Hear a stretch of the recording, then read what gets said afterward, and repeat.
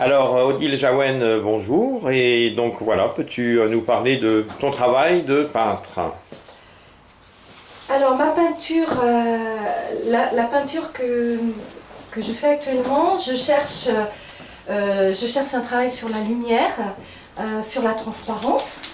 Alors j'utilise toujours le support papier qui était mon support privilégié depuis déjà quelques années. Mais j'ai introduit des supports nouveaux comme des rhodoïdes, des plexiglas, et puis du PMMA, c'est une sorte de résine synthétique. Alors ça m'a amené à... Ça me permet d'expérimenter aussi d'autres techniques, c'est-à-dire que par exemple tout ce qui est rhodoïde, plexiglas, ça m'amène à travailler à l'envers. Je place d'abord mes encres, mon encre de Chine, mes collages, et ensuite je reviens avec des encres et puis de l'acrylique.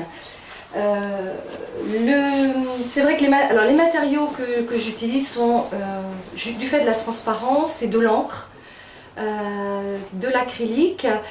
Et ce que je fais aussi, c'est que je fabrique des monotypes, donc des impressions uniques, que je déchire, que je retravaille et que j'inclus dans ma peinture. Alors autrement, toute la brillance est donnée souvent par des papiers à prière, qui sont des papiers utilisés dans les cultures asiatiques. Voilà, je crois que j'ai un petit peu fait le tour de... Oui, à un moment, tu parlais que tu peignais à l'envers, enfin du mauvais côté de la surface. Tu peux nous en dire un mot? C'est-à-dire que je garde l'aspect transparent du plexiglas, et puis du coup je commence par tracer ce qui doit apparaître en premier. Par exemple, sur celui-ci, je vais tracer les lignes à l'encre de Chine. Alors auparavant, moi j'avais un tracé plus géométrique, j'utilisais des impressions, des transferts de plans, de géomètres, etc., comme on voit dans ce petit travail-là.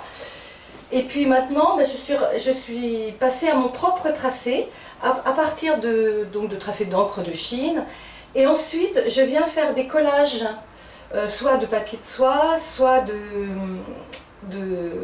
papier à prière.